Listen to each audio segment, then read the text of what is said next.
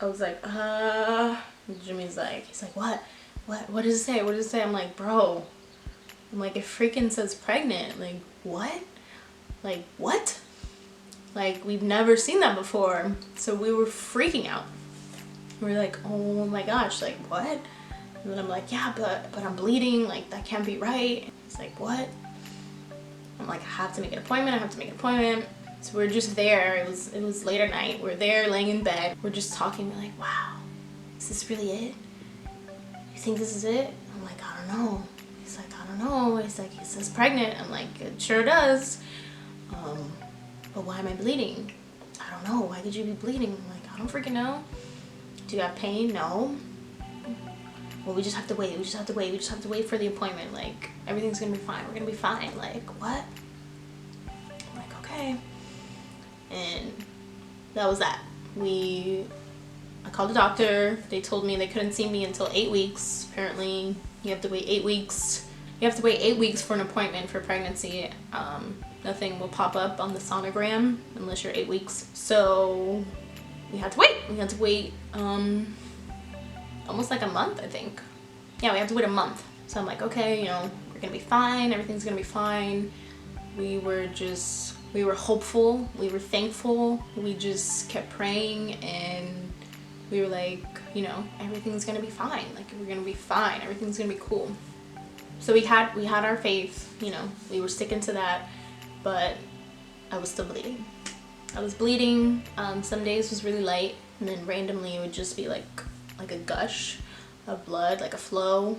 And I didn't have pain. It was like a weird, uncomfortable pain on my right side. Very strange pain, but my pain tolerance is pretty high, so I don't know if that had something to do with it. But it was just a weird, strange pain on that side. And the blood was up and down. So it'd be barely nothing, light, and then randomly it would just kind of like whoosh. So I'm like, all right, this can't be right, you know? So I'm at work, and I'm like kind of freaking out about it. And I'm texting Jimmy, I'm like, bro, like, we have to get this checked out. Like, I can't wait a whole month for this stupid appointment. Like, this is not right. Like, I shouldn't be bleeding like this. This is not okay. I'm like, should we go to the doctor? Like, should we go to the hospital? Should we go to the emergency room? He's like, if you really think so, you know. I'm like, yeah, like what's the worst they can do? It's like, you know, tell us good news. Like, that's great. So after work, head straight to the emergency room, and they start running a bunch of tests. They, you know, sonogram, blood test, everything, a whole bunch of tests. Like I said, I don't know, I was probably like 4 weeks, so nothing was popping up on the sonogram, so they couldn't really tell us much. And they definitely confirmed, they're like, yeah, you're pregnant. And at that point, it became more real. The doctor actually like told us, after running all these tests, blood tests, everything, they were like, nope, you're pregnant. You have HCG levels, and that's the pregnancy hormone, and they're at this level right now, and you're pregnant. And me and Jim were just like, okay, so like, I'm actually pregnant. Like, for the first time ever, I'm actually pregnant. And so leaving that night, they didn't give us really much answers. They just said, they can't really tell us anything. They ran tests, I'm pregnant. So they told me in 2 days to do the blood test to see if the HCG levels were rising. That was a good thing. And then they told us, I think in 4 days, to do another checkup just to make sure everything was okay. And we went to that checkup, and the lady was like, yeah, you know, your cervix looks good, this looks good, you know, nothing looks wrong. You just have to wait a little longer to see how it develops and whatever the case may be. So they gave us 3 options. They said either everything was fine, either I was having a miscarriage, or I was having ectopic pregnancy. So obviously we kept on to the hope of everything's fine, we're gonna be fine, you know? And then because of the bleeding, I would go back to, I'm having a miscarriage. Like, this is not right, I'm having a miscarriage. Not once did I think ectopic. Never thought ectopic. I'm like, I don't even, like, no. Probably a miscarriage. So we wait the few days. The test kept coming back positive, like good, like ACG levels were rising, you know, they kept giving us very positive feedback, the doctors, and being very optimistic. So we're like, you know what, we're fine. We just were praying and having faith, and we were like, everything's gonna be fine. Like, this is finally it. Like, this is amazing. Like, this bleeding is gonna stop, you know. So finally, fast forward, our 8-week checkup finally comes. We are floored. So we finally go to our 8-week checkup, and we get in there, and I'm filling out my paperwork, and we're waiting in the lobby, and a couple comes out from behind. They have this huge long thing of sonogram pictures, and they're smiling and they're giggling and they're staring at their baby and they're so happy. And me and Jimmy kind of look over at each other like, we're like, that's about to be us. Like, we're finally gonna see our baby. Like, after waiting so long, like, we're finally gonna see our baby. Like, this is amazing, right? So they finally call us back there, and Jimmy has videos of this stuff. I guess I'll put this in here, put the clips in here. So we're there, and she sets me all up, she starts doing the sonogram, right? And we're looking, and nothing pops up, nothing's there, you know? I don't really know how to read a sonogram, but, you know, usually you would see something, right? The lady doesn't really say anything. She tells Jimmy he can't record.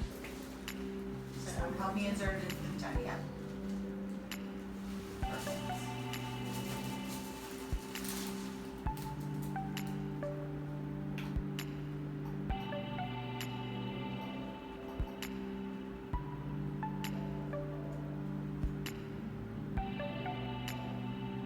Are you having any cramping or anything?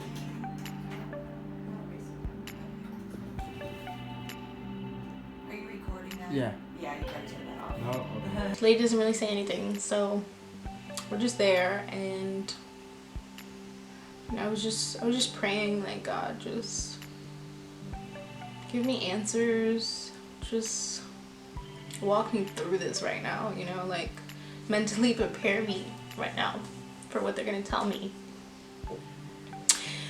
So the sonogram nurse lady, she doesn't say much. She just says, you know, the doctor will be in with you guys in just a second. Whatever.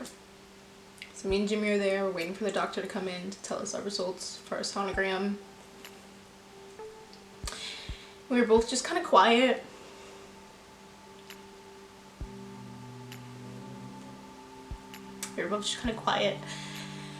And I was just praying. God, you know, keep me calm right now. Give me peace. Give me peace, because that month of us not knowing, of getting a positive and then just waiting for this appointment was tough. It's really tough. And my anxiety was through the roof. So I was mentally preparing myself for that moment before that. So I was just asking him, God, you know, give me peace right now. Like, this is in your hands. Like, I'm just glad you're here with me right now. And just, you know, I can't take this burden anymore. I can't take it. Like, in my strength, I can't take it. Like, I need you. Like, I'm releasing it all to you. And he gave me peace. Like, I had a lot of peace. And the doctor finally walks in, and she has this look on her face, like, very distraught. And she just begins to tell us, you know, they didn't see a baby in the uterus. They saw a mass in my tube on the right side. And most likely I have an ectopic pregnancy. She said, we're setting up a room right now for you at the Florida hospital so they can run some more tests. And you're most likely gonna have to have surgery today. If you don't know what ectopic is, it's where the baby is growing in your tube. It's actually pretty bad. if you don't catch it in time, you can like bleed to death. Like the female can die from it. Like it's not good at all. So she leaves to get us the information, where to go, stuff like that. And me and Jimmy are just like, you know, like, wow. He's very supportive. I love my husband, you know. He's very supportive, and he's just like, everything's gonna be okay, you know, like we're gonna be fine. Like, it's gonna be okay. And I'm like, I know. Like, I know. And I was just very calm. Very calm. And we leave, we go to the hospital, we head that way, and I start feeling very fatigued. A lot of pain on that right side, and dizzy, and it just started getting worse. I don't know if it's because like I was stressed and it just like jump started something. I don't know, I just didn't feel good at that moment. I just felt very dizzy, a lot of pain in that area, and they get us a room in the hospital, and the doctor who's supposed to be doing surgery on me, they see that I'm in a lot of pain, and she's like, look, we're just gonna run a few more tests. She's like, but you're gonna need surgery. And yeah, that was it, you know. So I'm there, I'm laying in the bed. I had called my mom, and I told my best friend too. They run some more tests just to clarify that yes, it is ectopic. And the lady was like, you need surgery stat. I began to have a lot of pain, and I was really dizzy, and it was, I don't know, it was weird. It was a blur. That whole day was just a big blur. I had to call my job, I had to call out to let them know, like, won't be in tomorrow, like, I'm in the hospital right now. So we're there. My mom walks in, and she's just bawling. She's like, my baby. And I'm like, can you not right now? Please, can you not? And my friend comes, she comforts me too, and they're about to take me to do surgery, and Jimmy's like, you know, let's pray about this real fast. So we gather around the bed, and Jimmy goes to pray, and he's like, you know, God, it's like, we don't know why this is happening, but we trust you, you know, we trust you. And he just begins to bawl. He just begins to bawl. And then we all start bawling. And for him to cry and for him to have that emotion like that is rare, just because he's so positive. He has so much faith and trust in the Lord. So to see him like that broke my heart. At that moment, he was really hurt, and it brought him to tears, and it brought all of us to tears, and it was just rough. It was a really rough day, rough time. So whatever. So they take me to get prepped for surgery, take me into another room, start filling me up with drugs to knock me out, I guess. Because like I said, we've been wanting to do this channel for so long. It's just been like something that I wanted to do for so long. I just love YouTube.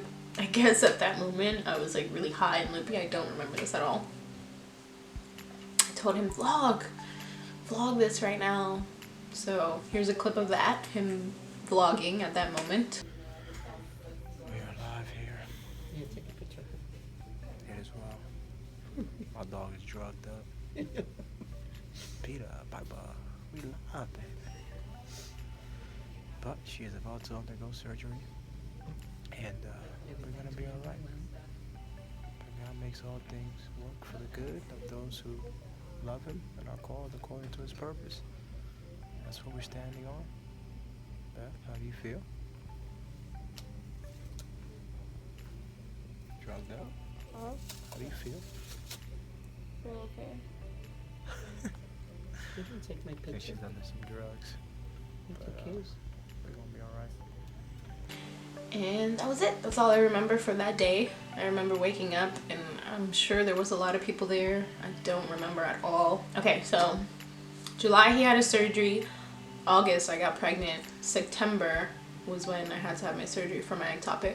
And that was it. I was in a lot of pain that day, physically. Mentally, I was just drained. Felt like so drained. It was just a lot, you know? It was a lot. And I have 3 scars on my stomach now. That was September 2017. It was a lot.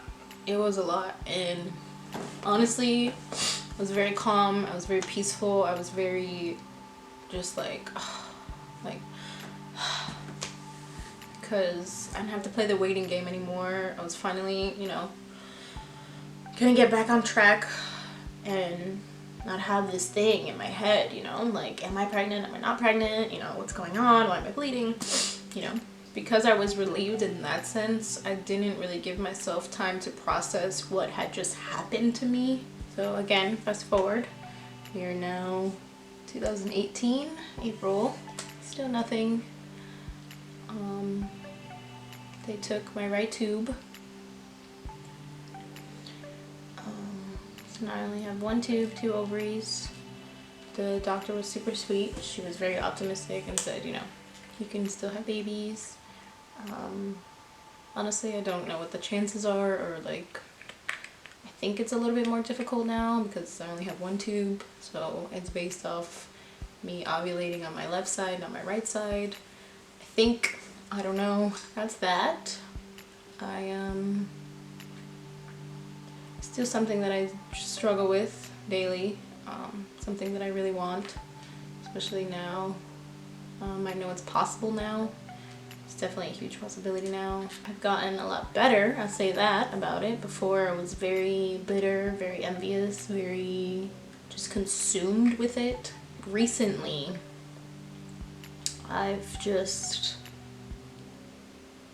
I'm realizing what it's doing to me, you know? There's a bigger picture behind why I'm going through this.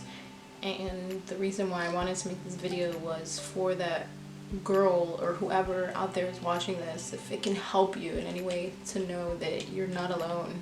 I struggled so hard with this topic, and I still do, and I randomly will just think about it, and I just get sad, and I just think about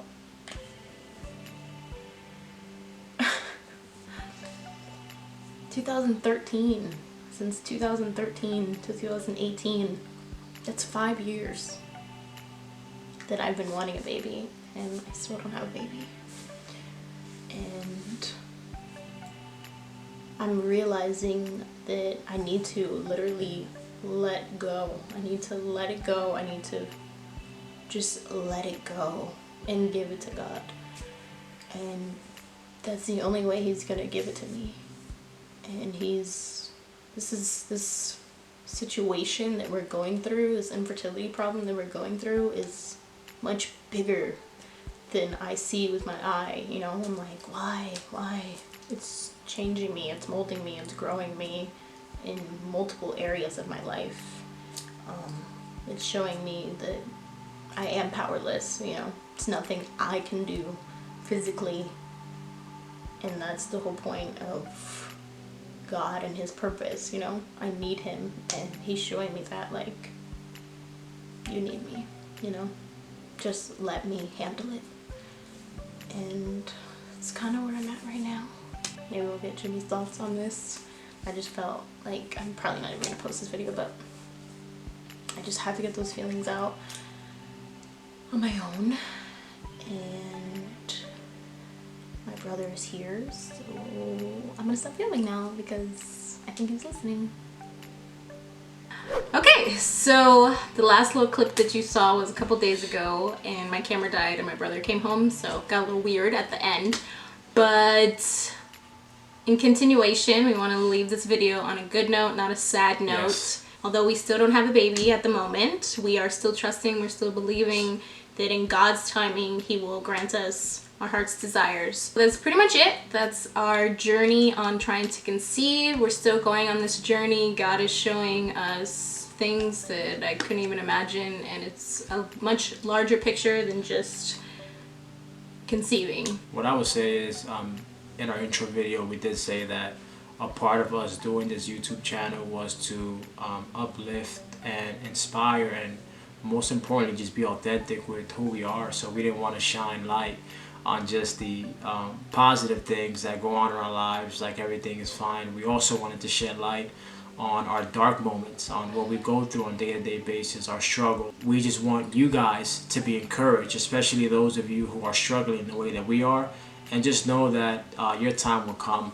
We believe in that, God willing, if it is a part of His perfect plan, that our time will come as well, you know. So we've been standing on some scriptures. We understand that with man, things are impossible, but with God, all things are possible. There's another scripture we stand on also that says, my God can do exceedingly abundantly above and beyond what you can ever think or imagine. So those are some of the scriptures that just kind of help lift us up, and just that's some of the ways that we stay encouraged through this process. So just know that you're not alone. So we know that we're not alone, and I think that the devil can do that to us. He can make us feel like we're the only ones going through it, but in reality we're not.